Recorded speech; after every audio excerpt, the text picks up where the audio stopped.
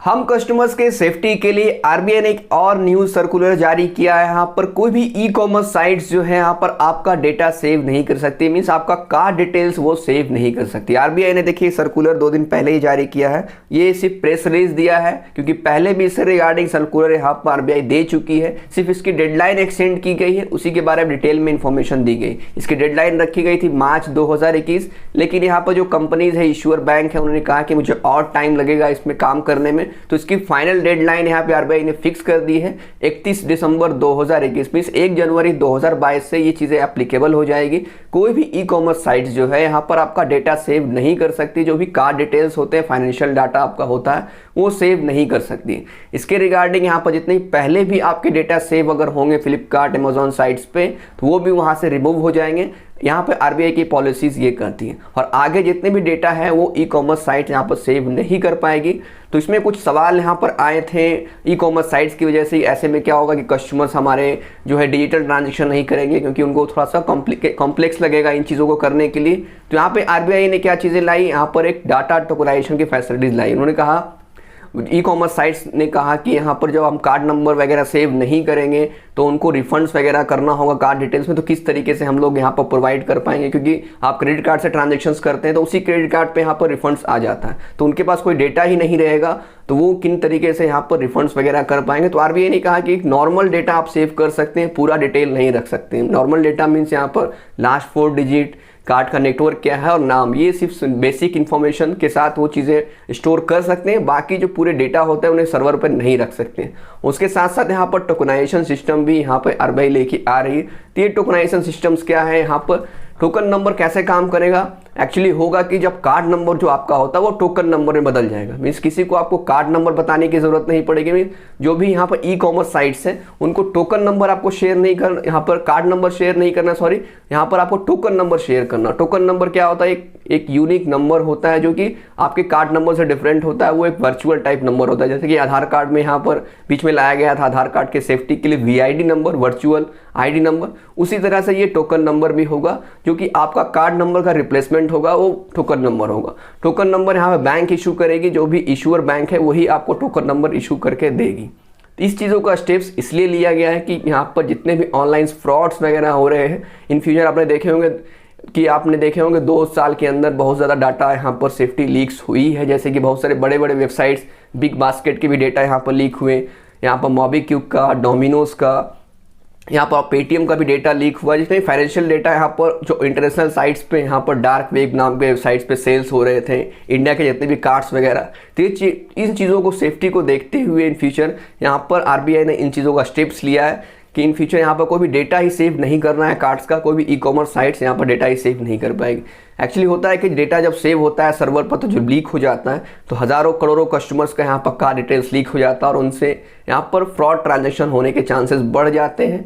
यहाँ के एक्चुअली होता है क्या कि कार्ड नंबर सीवीवी का यूज़ सिर्फ यहाँ पर इंटरनेशनल साइट पर जब होता है तो वहाँ पर ओटीपी की ज़रूरत नहीं पड़ती। हम इंडिया में ट्रांजेक्शन करते हैं तो यहाँ पर 2 लेयर ऑथेंटिकेशन काम करता है, मीन्स कार्ड नंबर सीवीवी डालने के बाद यहाँ पर आपको एक ओटीपी भी डालना पड़ता है, जो कि सिर्फ इंडिया में इसकी ज़रूरत पड़ती है। इंटरनेशनल साइट में यहाँ पर ओटीपी की ज़रूरत नहीं पड़ती, सिर्फ आपका कार्ड डिटेल और सीवीवी नंबर और मंथ एक्सपायरी डाल के ही ट्रांजेक्शन हो जाता है।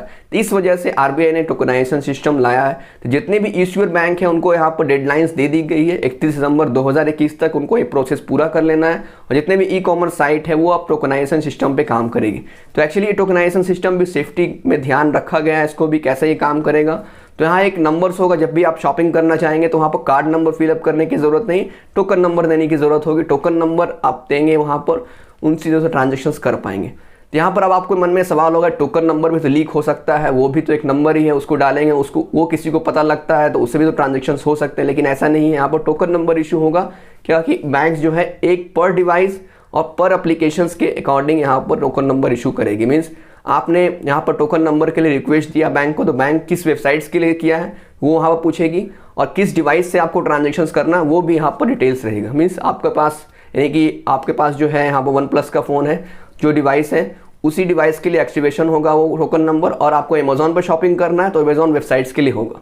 तो यहाँ पर दूसरा लोग इससे ट्रांजेक्शन नहीं कर पाएंगे। मीन्स आपने टोकन नंबर आपका किसी को पता भी लग जाता है, मीन्स आप अपने फ्रेंड्स को भी बता देते हैं कि ये टोकन नंबर यूज़ कर लो, फ्लिपकार्ट वेबसाइट्स पर ट्रांजेक्शन हो जाएगा, तो नहीं होगा, क्योंकि उस डिवाइस की ज़रूरत पड़ेगी जिस डिवाइस के लिए टोकन नंबर इशू हुआ है। तो यहाँ पर सेफ्टी का पूरा ध्यान रखा गया। Token number in future leak भी होता है तो भी इससे ट्रांजेक्शन नहीं हो पाएगा, क्योंकि आपकी डिवाइस की ज़रूरत पड़ेगी और यहाँ पर जो वेबसाइट्स के लिए टोकन नंबर इशू हुआ उसी वेबसाइट्स के लिए टोकन नंबर यूज़ हो पाएगा।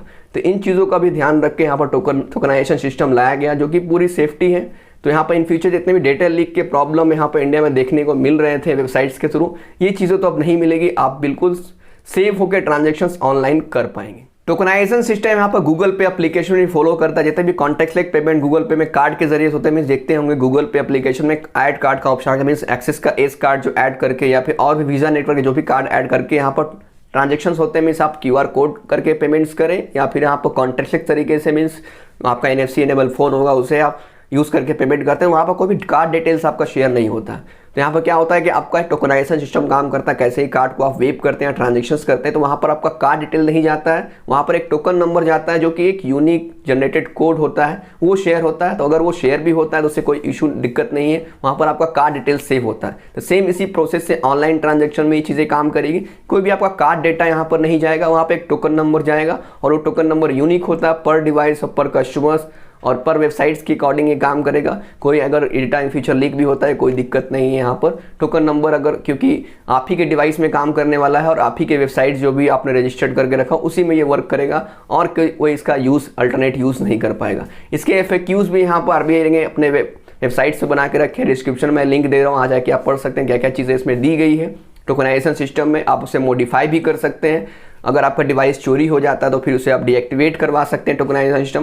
तो ये अभी प्रोसेस जो है आया नहीं है, कैसे इसे इशू किया जाएगा, मिलनी यहाँ पर बैंक ही इसका प्रोसेस लाएगी। तो सिंपल है, मोबाइल बैंकिंग एप्लीकेशन के थ्रू ये चीज़ें दी जाएगी। ईजी होगा, जब चाहे आप टोकन नंबर इशू कर लें, उसे हटा दें, तो ये चीज़ें ईजी हो जाएगी, एप्लीकेशन के थ्रू दी जाएगी। इसमें अभी टाइम लगेगा, तो 1 जनवरी 2022 से ये चीज़ें एप्लीकेबल होने वाली, लेकिन इसकी डेडलाइन अब रख दी गई क्योंकि अब एक्सटेंड नहीं होगा।